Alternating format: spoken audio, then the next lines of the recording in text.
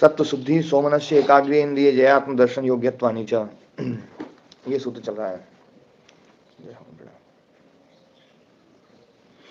तो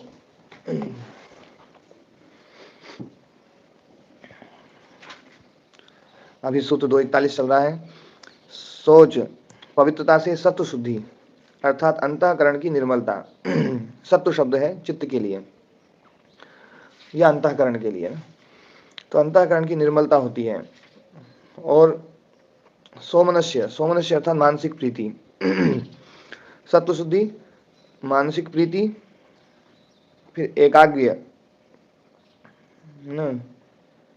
एकाग्र्यम एकाग्रता, इंद्रिय जय जो बाह्य विषयों से परांगमुख हो जाना, चित्त के वृत्ति निरोध की ओर बढ़ जाना, और आत्मदर्शन योग्यता, आत्मा के चेतन धर्म के स्थान पर चित्त को हम चेतन धर्म से युक्त मान रहे थे, उसका अज्ञान दूर हो जाता है।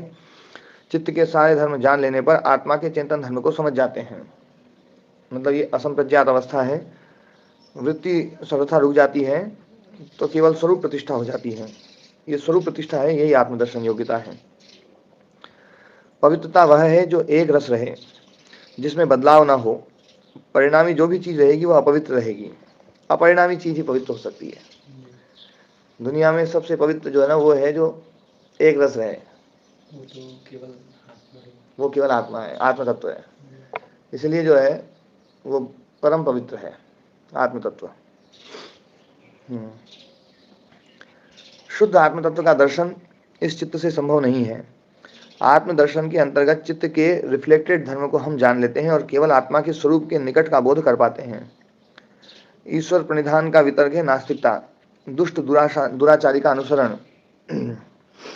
नास्तिकता के साथ में मुकेश जी यहाँ पर ये भी लिख सकते हैं कि कृतज्ञता, क्योंकि ईश्वर की व्यवस्था के द्वारा हमें इतना सब कुछ मिलता है, तो उसके प्रति हम कृतज्ञ ना हो, ईश्वर के प्रति हम कृतज्ञ ना हो, ये भी एक बड़ा वितर्क है।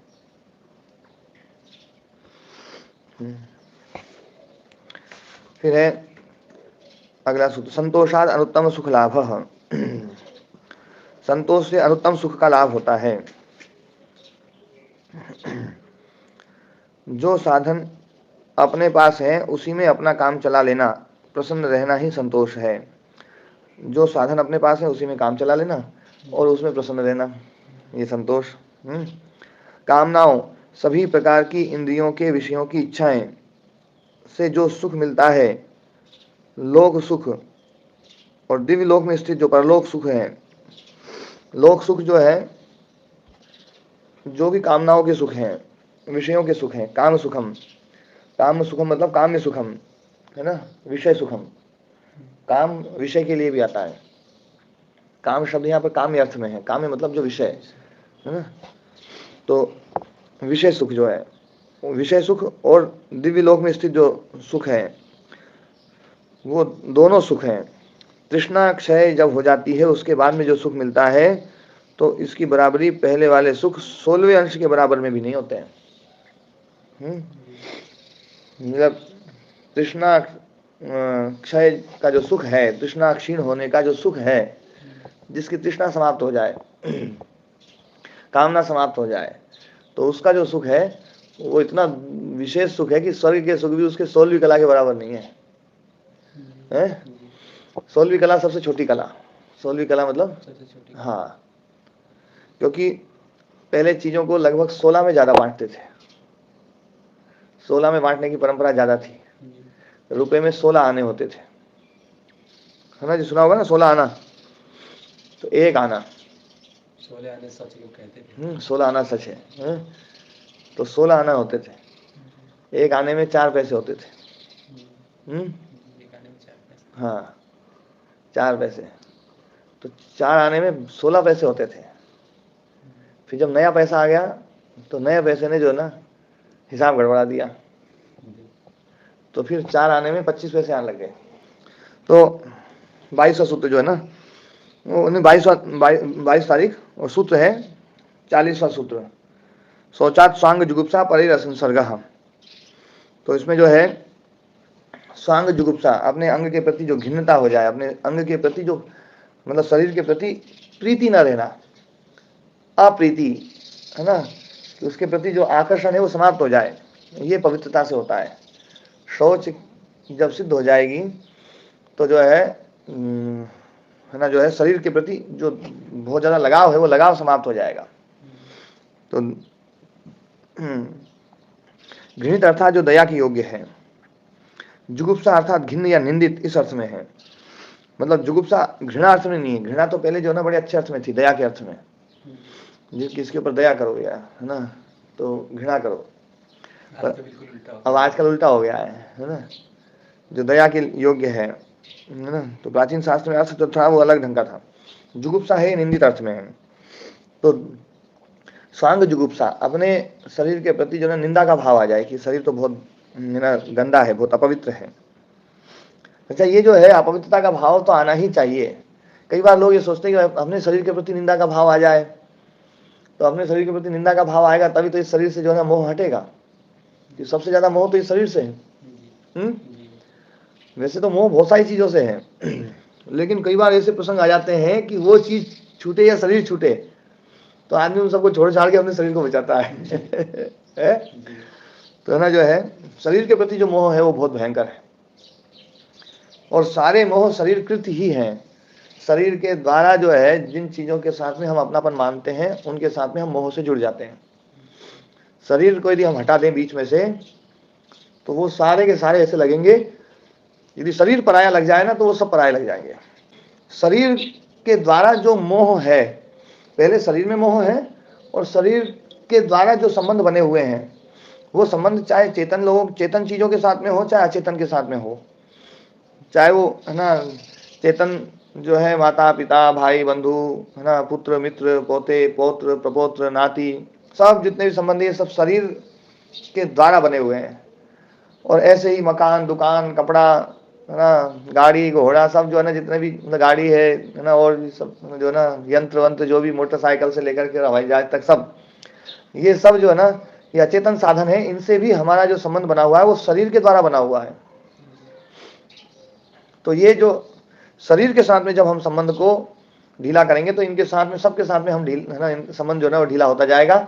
शरीर के साथ में मोह खत्म कर दिया तो इन सब के साथ में मोह खत्म हो जाएगा। तो तितिक्षा का जोड़ना पड़ेगा, आत्मा से संबंध जोड़ना पड़ेगा। आत्मा संबंध जुड़ जाएगा, आत्मा संबंध जोड़ेंगे, शरीर से हटेगा तब आत्मा से जुड़ेगा। तो आत्मा से जुड़ने से पहले प्रोसेस दूसरी है, शायद आपको नरेश जी ध्यान होगा, मैंने सबसे पहले बताया था कि शरीर की बजाय हम जो ना सूक्ष्म शरीर को हम पहले अपना मान ले, स्वयं बताया था गुरु जी आपने मुझे कि सूक्ष्म शरीर जो है ना, मतलब शरीर का संबंध हटा करके सूक्ष्म शरीर। तो सूक्ष्म शरीर जो है ना, क्योंकि हम पिछले जन्म में भी सूक्ष्म शरीर तो यही था, और पिछले जन्म में और सूक्ष्म शरीर यही था। तो हमारी साधना स्थूल शरीर की बजाय सूक्ष्म शरीर पर आकर के टिक जाए पहले। तो शरीर तो बदल रहे हैं पर सूक्ष्म शरीर नहीं बदल रहा जी। फिर सूक्ष्म शरीर में भी फिर एक एक चीजों को हटाते जाएं।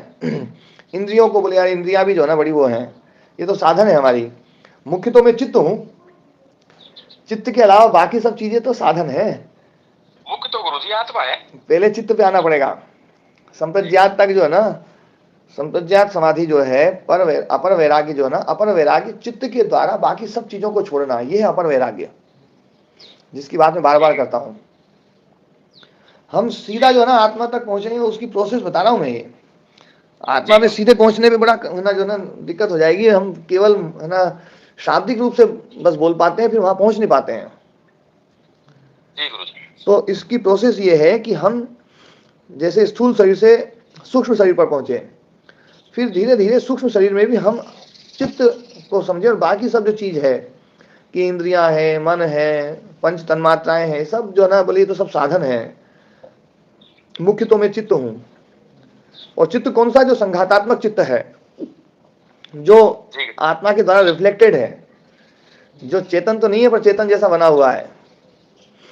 तो वो जो चित्त है, वो चित्त में हूं ऐसा भाव आता है। और ये जो चित्त ही मैं हूं, ये जो है ना अहंकार का जो भाव है, ये अक्लिष्ट वृत्ति है, और ये सबसे बाद में जाने वाली वृत्ति है। मैं ये कई बार बता चुका हूं। मैं हूं, हाँ मैं हूं, ये जो है ना वृत्ति है ना, मैं हूं जो है ना, मतलब जैसे मैं शरीर हूं, मैं स्वामी गणेशानंद हूँ, मैं सन्यासी हूँ, मैं वानप्रस्थी हूँ, या मैं गृहस्थी हूँ, या मैं दादा हूँ, या मैं भाई हूँ, मित्र हूँ, पति हूँ, ये जितने भी विशेषण हैं ये सब हम हटाएं। तो विशेषण हटाते जाएं तो फिर क्या बचेगा? मैं हूँ। जी गुरु जी। ये जो मैं हूं ना ये बहुत बाद में जाता है। फिर सब मतलब सारे विशेषण हटा दे तो मैं हूं रह जाता है, और सबसे पहले आता है, और सबसे पहले आता है जिसको अहंकार अपन अहंकार बोलते हैं। तो ये जो ना मैं हूं ये एक क्लिष्ट वृत्ति है, ये है तो अविद्या। देखो ये विपर्य है, ये जो कहा जाता है ना 5 वृत्तियां, प्रमाण, विपर्य, विकल्प, निद्रा, स्मृति। तो प्रमाण भी देखो है ना अक्लिष्ट भी हो सकता है, क्लिष्ट भी हो सकता है। यथार्थ ज्ञान जो है ना वो क्लेश से भी हो सकता है, अक्लिष्ट भी हो सकता है। लेकिन विपर्य, मिथ्या ज्ञान अक्लिष्ट कैसे हो? विपर्य मतलब मिथ्या ज्ञान, मिथ्या ज्ञान तो हमेशा ही क्लिष्ट होगा। यहाँ पे तो लेकिन अक्लिष्ट हो जाता है, मैं हूँ। पर मैं हूं ये जो ज्ञान है ये है तो मिथ्या ज्ञान, पर ये अक्लिष्ट वृत्ति है। और ये यहां तक हम पहुंच गए तो ये अपर वैराग्य है। ये चित्त के द्वारा बाकी सब चीजों को छोड़ दो, चित्त के द्वारा बाकी सब चीजों को छोड़ा जाएगा, ये अपर वैराग्य है। फिर धीरे से चित्त से भी कह दो, चित्त के द्वारा चित्त से कह दो, बोले भैया तेरी जरूरत नहीं होगा तू भी चल ये है पर वैराग्य। फिर मैं हूं ये भी छूट जाएगा, फिर है बचेगा, क्योंकि मैं खत्म तो हूं मैं हूं खत्म तो है बचेगा। तो है ना जो है मैं आत्मा हूं ये बात, ये भाव तो बहुत बाद में आएगा। ये जो कहा ना आत्मदर्शन योग्यता, आत्मदर्शन योग्यता ये पर वैराग्य के बाद में आएगी। जब चित्त के द्वारा चित्त को भी हम समाप्त कर दें तब जो ना ये आत्मदर्शन योग्यता आएगी। तभी अपनी चर्चा चल रही थी है ना, तितीक्षा का अर्थ है क्षमा। अपने शरीर में निंदा का भाव आ जाए ना, अपने शरीर में निंदा का भाव आ जाए कि ये बहुत गंदा है, सोच की प्रतिष्ठा से ये भाव आ जाता है कि ये शरीर तो अत्यंत निंदित है, अत्यंत विभत्स है। पवित्रता के कारण से आती है, ये सोच के कारण से आती है कि अपने शरीर में निंदा का भाव आ जाए, पवित्रता के कारण से। पुत्र, स्त्री, घर आदि में अनभिसंगी अनासक्ति हो जाती है ना, अनभिसंगता है ना। तो ये जो है जो यहाँ पर अनभिसंगी जो है ये कर्ता में अनभिसंग जिसमें है वो अनभिसंगी। जैसे बल जिसमें होता है उसको बोलते हैं बली, धन जिसके पास में है उसको बोलते हैं धनी। मुकेश जी, तो अनभिसंग जिसमें है वो अनभिसंगी, वो जो है ना अनभिसंगी योगी हो जाता है। ठीक है ना, अनभिसंगी हो जाती है, ये वाक्य थोड़ा सा गलत हो जाएगा, अनभिसंगता हो जाती है, ये इसमें तार जोड़ दें या तो फिर है ना। वो योगी अनभिसंगी होता है। सोच की प्रतिष्ठा होने पर जो है पुत्र, स्त्री, घर आदि सब में जो है ना अनभिसंगता आ जाती है। अपने शरीर की गंदगी मलिनता को देख लेने पर अन्य के शरीरों से भी आसक्ति छूट जाती है, सोच पवित्रता की प्रतिष्ठा होने पर। फिर अगला सूत्र, सत्व शुद्धि सोमनस्य एकाग्रेन्द्रिय जयात्म दर्शन योग्यत्वानि च। अंतःकरण के स्तर पर है ना, मन के स्तर पर ये सूत्र जो है ना सत्व शुद्धि का अर्थ है। पहले वाला जो सूत्र था सोचा स्वांग जुगुप्सा परिर संसर्ग, ये शरीर के स्तर पर था, और ये सत्व शुद्धि सोमनस्य एकाग्रेन्द्रिय जयात्म दर्शन योग्यत्वानि च, ये जो है सूत्र है ये मन के स्तर पर, चित्त के स्तर पर। सत्व शुद्धि का अर्थ है अंतःकरण की निर्मलता। अंतःकरण चतुष्टय की निर्मलता या पवित्रता है, ये सत्व शुद्धि है, ये लिखवाया था, ये बताया था। सत्व शब्द चित्त के लिए आता है। अंतःकरण चतुष्टय मन, बुद्धि, चित्त, अहंकार, इन चारों का भी बहुत अच्छे से विस्तार से वर्णन हो गया। चित्त का जो ज्ञानात्मक व्यापार है अर्थात वृत्ति रूप है, वह बुद्धि शब्द से कहा जाता है। ज्ञानात्मक व्यापार बुद्धि, जिसके द्वारा हम जानते हैं, है ना। चित्त का वृत्ति रूप भाग है बुद्धि। चित्त का इंद्रियात्मक व्यापार है ना, ग्रहणात्मक व्यापार मन है। चित्त का इंद्रियात्मक व्यापार या ग्रहणात्मक व्यापार, ये मन है जिसके द्वारा ग्रहण किया जाए, ज्ञान को जिसके द्वारा ग्रहण किया जाए वो मन। चित्त का अहम भाव है अहंकार, और चित्त का ही विस्तार मन बुद्धि अहंकार, ये तीनों जो है ना चित्त के विस्तार हैं। अंतःकरण के निर्मल होने पर मन प्रसन्न हो जाता है, ये बात जोर की है। अंतःकरण जब निर्मल हो जाएगा तो मन प्रसन्न हो जाएगा। निर्मलता का मतलब है राग द्वेष युक्तता हो जाए। हाँ? जब आत्मवश्य हो जाएगा ना, आत्मवश्य विधेयात्मा प्रसादम अधिगच्छति, प्रसन्नता आ जाती है। सोमनस्यता अर्थात प्रसन्नता, ये प्रसन्नता है, प्रीति, मानसिक प्रीति। शरीर को गंदा ना मानने पर शरीर रूपी साधन को ही हम साध्य मान लेते हैं। शरीर साधन है, साध्य नहीं है। अच्छा, गंदा मानेंगे तो फिर देखेंगे यार इसको, या तो गंदा है तो छोड़ो, फिर जब छोड़ने लगेंगे तब हमें पता चलेगा अच्छा तो साधन है। अब इसके बिना यार इसको छोड़ देंगे तो आगे फिर पकड़ना पड़ेगा, हो सकता है आगे फिर और गंदा आ जाए। तो इसी से जैसे तैसे हमने काम चला लो। क्यों जी नारायण जी? तो ना जो है अपने शरीर को गंदा मान करके और फिर इसको साधन मान करके इससे काम चलाना है। और साधन से काम चलाना है तो साधन अब जैसा भी है उसकी रिपेयरिंग कर कुरा करके, मतलब साफ सुथरा कर कुरा करके, और इसमें जो है फिर अपना काम चला लें। हाँ, ज़्यादा बदबू मारे तब ना कुछ धो धा लें बार बार। तो ये सब जो है मतलब शरीर को गंदा मानने पर शरीर रूपी साधन को ही हम सब साध्य मान लेते हैं। शरीर को गंदा न मानने पर, ये लिखा हुआ देखो, शरीर का अहंकार छूट जाए, सोच पवित्रता की सबसे बड़ी उपलब्धि है।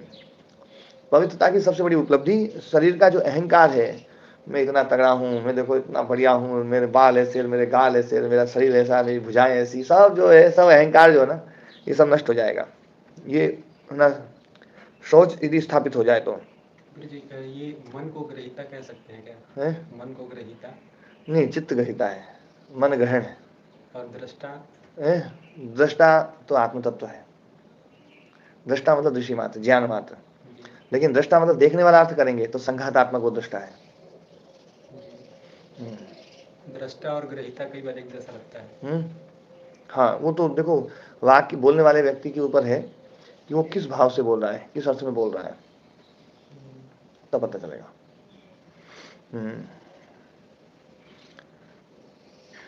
तो ओम महाराज जी, बहुत सहजता से आपने सफर करवा के रात वहां पे लिया, मतलब आपका बहुत बहुत धन्यवाद महाराज जी। जी। तो शरीर का अहंकार, शरीर बहुत बढ़िया है, बहुत अच्छा है, उसके साथ अहम भाव या मम भाव जुड़ जाना, ये अहंकार है। अपना मान लेना इसे कि ये मेरा है, और इसके द्वारा हम अहम भाव और मम भाव, ये मेरा है, ये मेरा है, ये मेरा है, और ये मैं हूँ, तो मैं और मेरा का जो भाव जुड़ जाता है, यही शरीर के स्तर पर अहंकार है। और इस अहंकार को हम समाप्त कर दें। ये शरीर इतना गंदा या इतना विभत्स है, इसका दोष दर्शन कर लो, तब शरीर के प्रति अहंकार भाव, तादात्म्य भाव छूट जाएगा। सारा का सारा कबाड़ा अंतःकरण में है। इस अंतःकरण को पवित्र किया जाए, इसके विक्षेपों को धोया जाए। जब मन के दोष दूर हो जाए, मन में पवित्रता आ जाए, मन विषाद रहित हो जाए, तो एकाग्रता संप्रज्ञात अवस्था आएगी। ये देखो ये बात कही, सत्व शुद्धि सोमनस्य, सोमनस्य मतलब मानसिक प्रीति, और जब वो प्रीति आएगी तब एकाग्रता आएगी। मानसिक प्रीति के लिए सत्व शुद्धि आवश्यक है। राग द्वेष या जितने भी विकार हैं जो सब वितर्क बताए ना, ये सारे वितर्क नष्ट होना आवश्यक है। वितर्क नष्ट होंगे तो सत्व शुद्धि होगी, सत्व शुद्धि होगी तो है ना मन प्रसन्न हो जाएगा, प्रसादता आ जाएगी, और प्रसाद तो आ जाएगा तो फिर एकाग्रता आ जाएगी। तो मन विषाद रहित हो जाए तो एकाग्रता संप्रज्ञात अवस्था आएगी। ये एकाग्रता का मतलब है ना संप्रज्ञात अवस्था। और एकाग्रता से इंद्रिय जय, इंद्रिय जय मतलब वृत्ति निरोध, वृत्तियों ना इंद्रियों का बिल्कुल हम जो है ना इंद्रियों को बहुत सहज रूप से जो है ना इंद्रियों को रोक लेंगे। संप्रज्ञात समाधि से इंद्रिय जयता आएगी। इंद्रिय जय है सर्ववृत्ति निरोध। इससे स्वरूप अवस्था, आत्मदर्शन योग्यता, असंप्रज्ञात समाधि आएगी, स्वरूप अवस्था है ना। तो भीतर ही भीतर हम जो है मतलब इंद्रियों को वश में करने के लिए हमें जोर न लगाना पड़े। जैसे दारू के विषय में जो ना हमें जोर लगाना नहीं पड़ता है, इंद्रियां स्वाभाविक रूप से उससे निवृत्त हैं। मांस के लिए हमें जोर लगाना नहीं पड़ता है ना। ऐसे ही बाकी जितने भी विषय हैं, सारे विषयों में हमें जोर न लगाना पड़े, है ना। तो जो है ऐसी अवस्था जो है। तो संप्रज्ञात समाधि में इंद्रिय जयता आएगी। इंद्रिय जय है सर्ववृत्ति निरोध, इससे स्वरूप अवस्था, आत्मदर्शन योग्यता, असंप्रज्ञात समाधि आएगी। मन की एकाग्रता होने पर ही इंद्रियां वश में होंगी। इंद्रिय जयता आती है मन की एकाग्रता होने पर। मन जब बिल्कुल एकदम है ना जो है शांत हो जाए, एकाग्र हो जाए, प्रसन्न हो जाए, भीतर के जब वितर्क हट जाए, भीतर के दोष हट जाए, राग द्वेष सब समाप्त हो जाए, तो इंद्रिय जयता आ जाती है। इंद्रियों का स्वामी मन है ना। पारिशेष्य न्याय, तो पारिशेष्य न्याय जो 4 व्यक्ति और 4 कर्म, तो 4 कर्म तो 3 को 3 बता दिए, तो चौथा अपने आप उसके साथ जुड़ जाएगा। ये पारिशेष्य न्याय उस दिन बताया था। जड़ के सारे धर्म बोल दिए, शेष बचे वो आत्मा के, है ना। नेति नेति कहा जाता ना कि भैया ये भी जो ना आत्मा नहीं है, ये भी आत्मा नहीं है, ये भी आत्मा नहीं है, बचे जो आत्मा।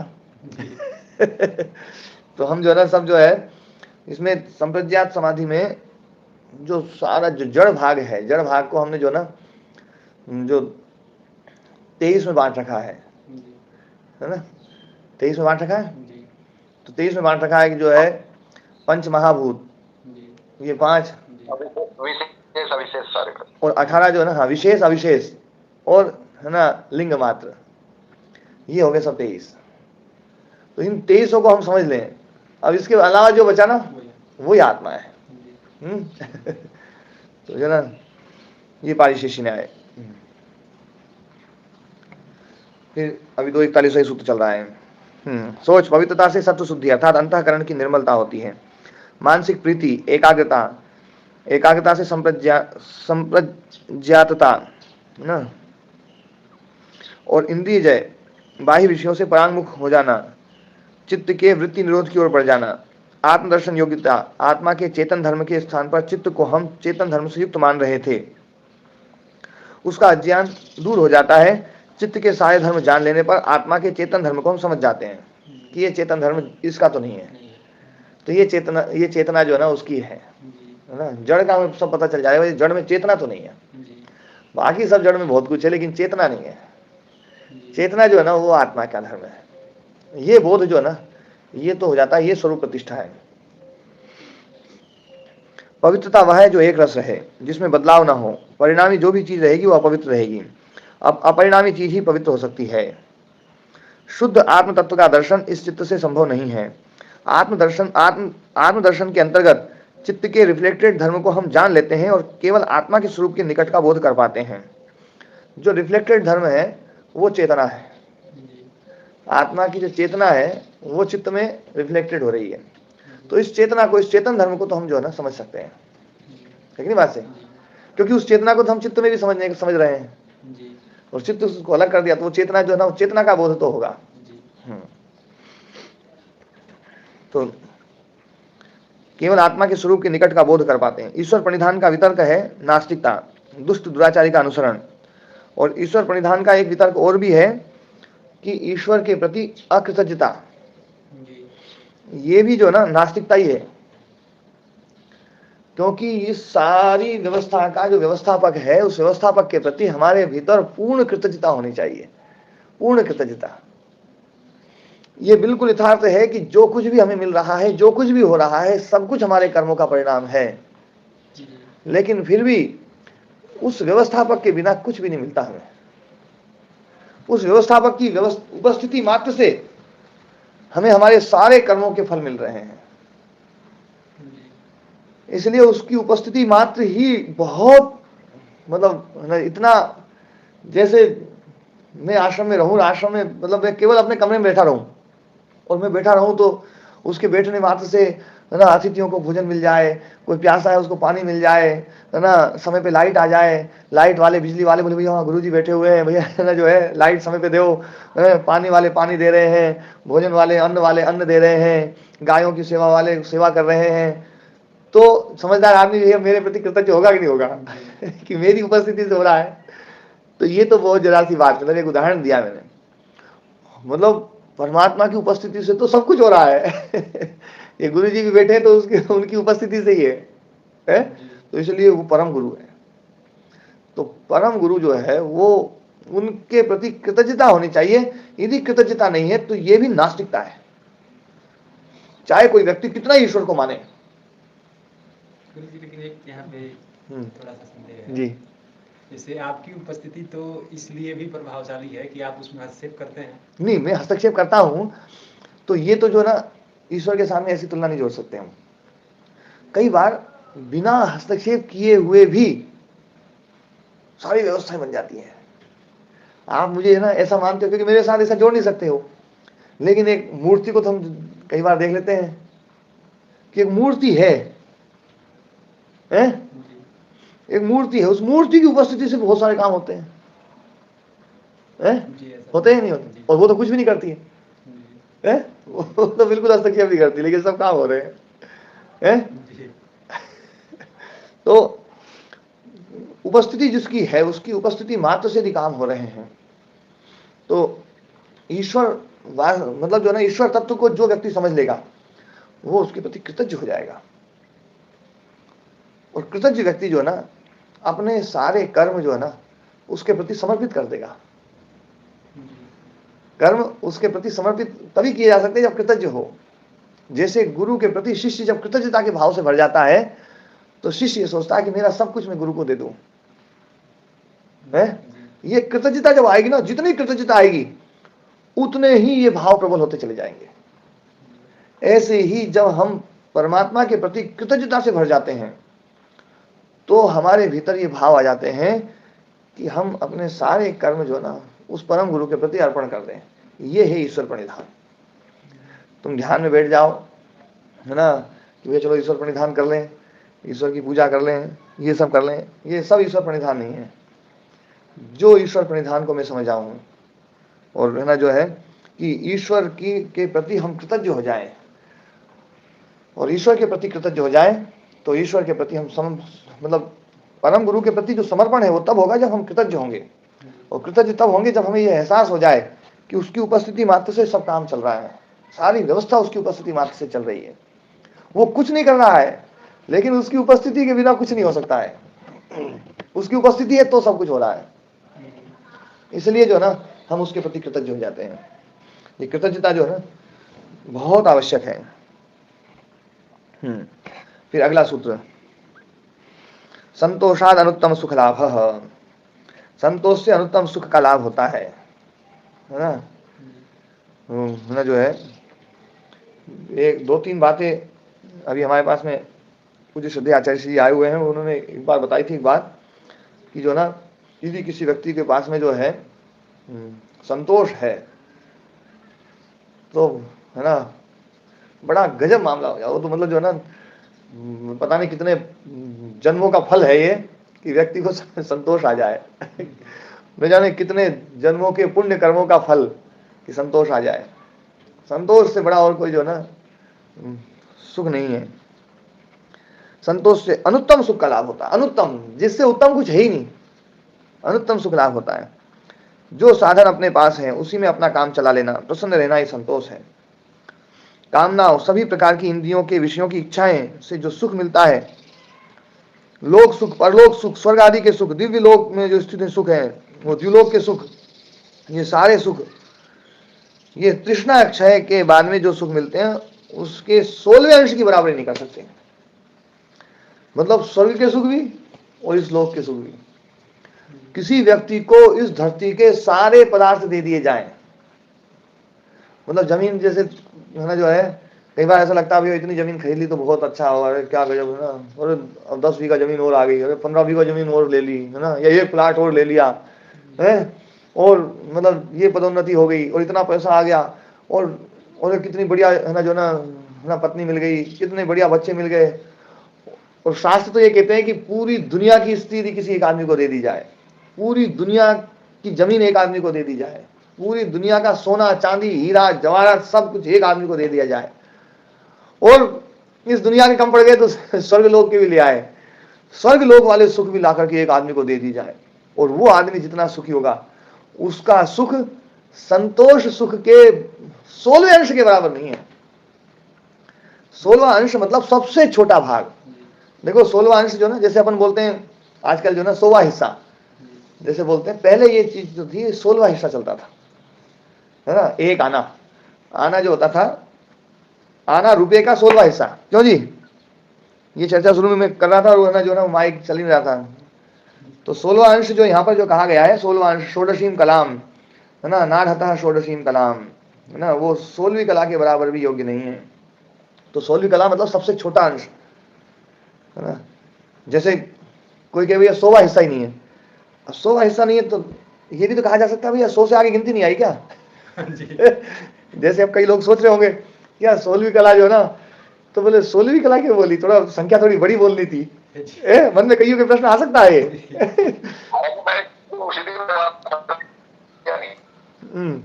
कि 16वां जो कहा, ये तो ज्यादा छोटी संख्या बोल दी, तो 100 भी बोल देते तब भी छोटी होती हो। तो आप कोई भी संख्या बोलो तो छोटी रहेगी, है ना। तो 16वीं कला जो, क्योंकि पहले चीजों को 16 में ज्यादा बांटने की परंपरा थी। रुपए को 16 आने में बांट दिया, है ना। 16 आना मतलब पूरा, 16 आना सच, पूरा सच है ना, पूरे 16 अंश उसमें है। और एक आना मतलब 16वां हिस्सा, रुपए का 16वां हिस्सा एक आना, 4 पैसे। लोग कृष्ण को कहते हैं कि 16 कलाओं से 16 कलाओं से मतलब पूर्ण थे वो, है ना। तो ना, तो 16 है ना, जो ना एक आना 4 पैसे। तो चवन्नी पहले 16 पैसे की होती थी। फिर क्या हुआ, रुपये में जो है ना थोड़ा सा बदलाव कर दिया गया।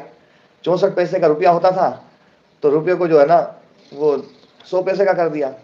तो 100 पैसा कर दिया तो पैसा जो है ना नया बन गया, इसलिए बोले नए पैसा, एक नए पैसे के बराबर नहीं बोले।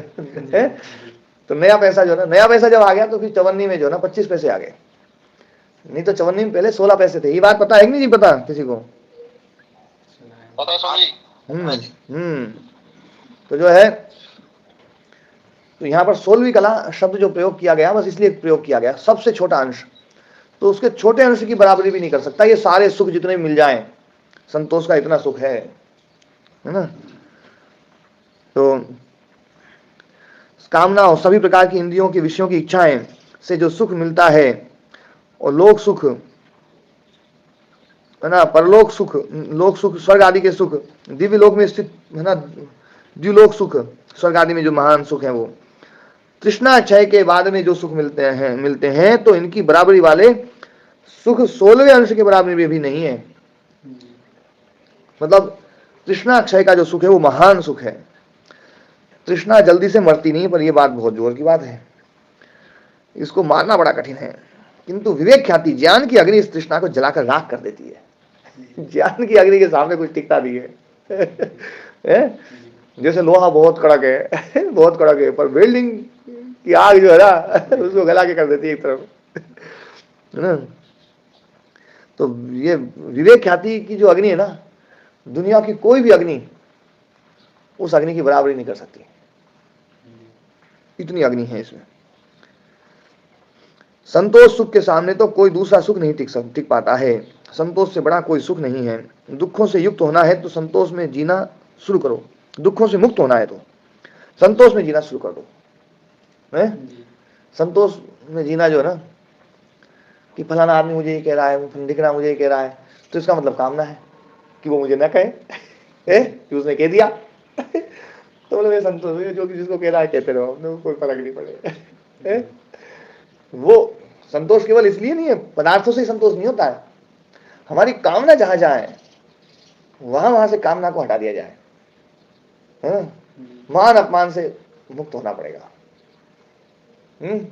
तभी संतोष आएगा। तो कायेन्द्रीय सिद्धि अशुद्धि क्षया तपसः, समय तो नहीं हो गया, 6:52 हो गया। तप के द्वारा जब अशुद्धि का क्षय होता है तो काय और इंद्रिय सिद्धियां होती है। काय मतलब शरीर की सिद्धि और इंद्रिय मतलब इंद्रिय सिद्धि, है ना। संसार के सभी पदार्थों से सुख लेने का भाव समाप्त हो जाना ही तप है। हर्ष विषाद रहित हो जाना तप है। ये मुकेश जी ने छोड़ी नहीं कोई चीज। उस तप के द्वारा अशुद्धि का क्षय होता है। इच्छाएं काम क्रोध को बढ़ाने वाली हैं। राग द्वेष हर्ष विषाद रहित हो जाना, राग द्वेष रहित, कामना रहित, राग द्वेष रहित। यहां पर जो है ना, राग द्वेष शब्द के सामने रहित भी जोड़ दिया जाए तो कोष्टक में जाएगा हर्ष विषाद रहित हो जाना, कामना रहित, आसक्ति रहित जीवन जीना ही तप है। कोई आसक्ति नहीं रहे, कोई कामना न रहे। जहां भी दुख हो रहा है तो समझ लेना कोई ना कोई कामना है, ये तो बिल्कुल पक्का है ना। और वो कामना पूरी नहीं हुई तो दुख होता है और क्रोध उत्पन्न होता है, क्रोध उत्पन्न होता है तो क्रोध से जो है ना दिक्कत होती है। अशुद्धि के क्षय होने पर काम, शरीर, इंद्रिय, अंतःकरण की इंद्रियां सिद्धि होती हैं। अशुद्धि के क्षय होने पर काय, काम नहीं काय है, ये काया है, शरीर, इंद्रियां, अंतःकरण की इंद्रियां सिद्धि होती है। काय सिद्धि और इंद्रिय सिद्धि होती है अशुद्धि क्षय हो जाए तो। क्रियमान होता हुआ तप आवरण मल को दूर कर देता है, इससे अशुद्धि क्षय हो जाती है। अणिमा सिद्धि, शरीर छोटा हो जाना, अणु रूप हो जाना, तप के द्वारा शरीर की सिद्धियां प्राप्त होती हैं। इंद्रिय सिद्धि में बहुत दूर की चीज आप सुन सकते हैं और बहुत दूर की चीज देख भी सकते हैं। ये सिद्धियां जो है ना काय सिद्धि, इंद्रिय सिद्धियां जो है ना, अणिमा आदि, वो सब आगे चर्चा आएंगी इसकी। तो ये फाइल तो अपनी पूरी हो गई है ना, तो आज की फाइल यहीं पर खत्म, फाइल पूरी